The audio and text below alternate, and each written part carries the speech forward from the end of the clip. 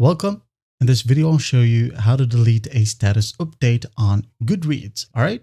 As you can see here, when I check my profile, here I have my recent updates. All right. Everyone can see this update. All right. Including your friends. Now, when I log into another account right here, as you can see, and when we check our dashboard, as you can see here, here is my main account's updates. All right. And when we click on this profile, as you can see, here we have the main account's recent updates. Now, how do we delete it? Now, let's go back to the main account right here, this one. So in order to delete it, just scroll down until you find recent updates. All right. Once done, as you can see, you have this small X button. All right. Just go ahead and click on X.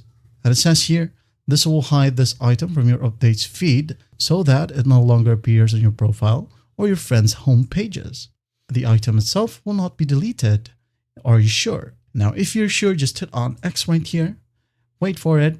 And another one, just for you to see. I'm going to hit on OK. As you can see here, I don't have any updates. Now, when I go to the second account right here, I'm going to refresh. As you can see here, the two recent updates has been deleted. That's basically how you do it.